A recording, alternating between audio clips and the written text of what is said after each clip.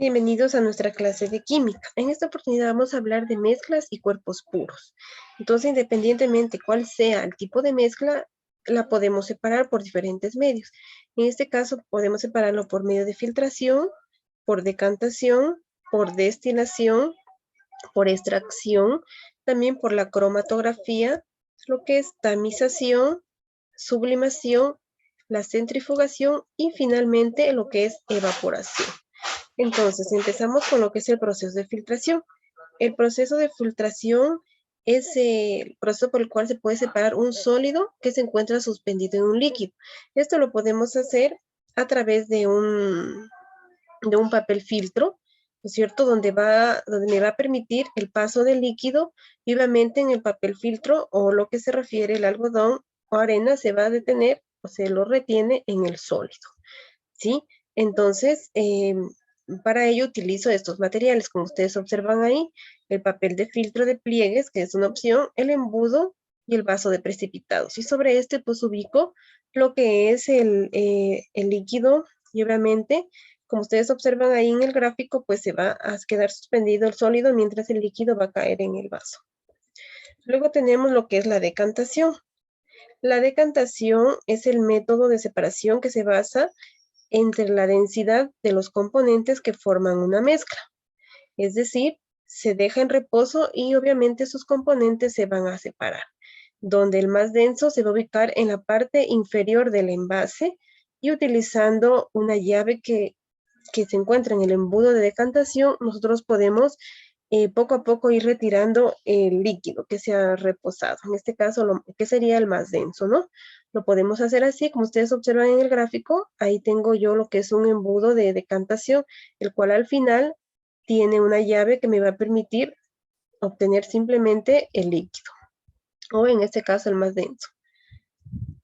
Luego tenemos lo que es la destilación. Pues la destilación es un proceso de transformación de líquido en vapor, ¿sí? Donde prácticamente se va a purificar un líquido para poder ser separado y obviamente va a existir la condensación del vapor, es decir, se va a evaporar. Únicamente voy a obtener yo un líquido. Yo tengo dos métodos de destilación, que es destilación simple y también destilación fraccionada. ¿Cómo utilizo la destilación simple? Pues cuando el líquido que yo voy a destilar o la sustancia que yo voy a destilar es mayor en su concentración. En cuanto cuando nos referimos a una destilación fraccionada, quiere decir una destilación donde la sustancia que yo voy a destilar pues son mucho más, baja de concentración, ¿no? Luego tenemos la cromatografía.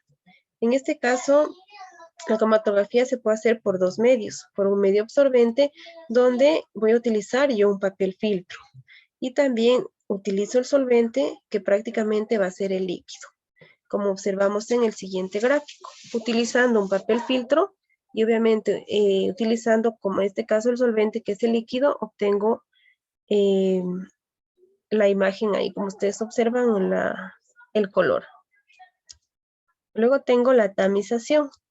La tamización es la mezcla de diferentes sólidos, utilizando un material que es el matiz, ¿sí? En este caso, el matiz me va a ayudar a que los sólidos pequeños, pues, pasen por el matiz y los grandes, pues, simplemente se queden. Como ustedes observan aquí, un ejemplo de tamización puede ser, por ejemplo, cuando tamizamos o cuando tamizamos la arena, por ejemplo, ¿no? Entonces existen diferentes tipos de arena que en cada tamiz pues se van a ir ubicando, ¿no? Dependiendo del tamaño del sólido en este caso. Luego tenemos la centrifugación. Este nos ayuda a separar los sólidos de los líquidos a través de una máquina que se llama centrifugadora. ¿Cómo lo hace? A través de movimientos rotatorios, con una fuerza de mayor intensidad, es decir, con una fuerza mucho mayor, muy rápida, donde prácticamente el sólido se va a sedimentar y el líquido, pues obviamente, se va a subir, ¿no? Como ustedes observan aquí, esta es la máquina centrífuga, ¿sí? Donde prácticamente ubicando el tubo de centrífuga va a tener un movimiento rotatorio. Y obviamente, un ejemplo puede ser la sangre. Como ustedes observan en el gráfico, en la parte superior que vendrían a ser las plaquetas, va a quedar suspendido, es decir, se va a hacer el sólido. Y en la parte inferior, los glóbulos rojos, que es la parte roja de la sangre, la parte líquida, ¿sí? Luego tenemos la sublimación. La sublimación es el paso de sólido a gaseoso o viceversa, de gaseoso a sólido, sin pasar por el estado líquido, como observamos aquí. ¿Sí? Tenemos la sublimación, ¿cierto? Cuando automáticamente de estado gaseoso, perdón, de estado sólido pasa a estado gaseoso. Por ejemplo, hablamos de formación de hielo, ¿no? Y lo inverso, ¿cierto? Que podemos llamar como sublimación regresiva, es cuando el gaseoso se convierte automáticamente en hielo, ¿no es cierto? Hablamos en los polos, por ejemplo, en el polo norte donde prácticamente se forma hielo, ¿sí?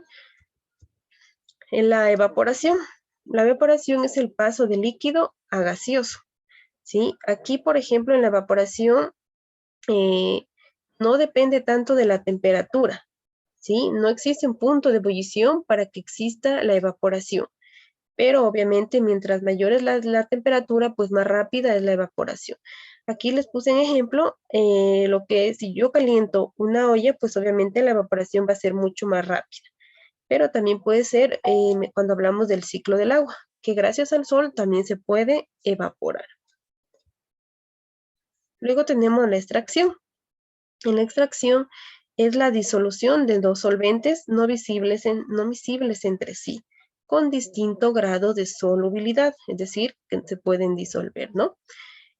A una temperatura constante, donde prácticamente yo voy a extraer tanto el líquido de otro líquido, en este caso que no son compatibles, por decirlo en esa forma, ¿no?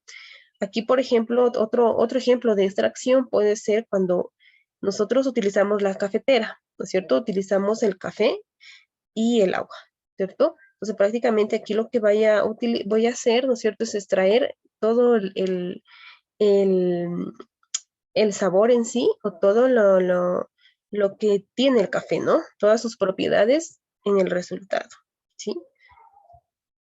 Ya, ahora vamos a practicar lo aprendido, ¿sí?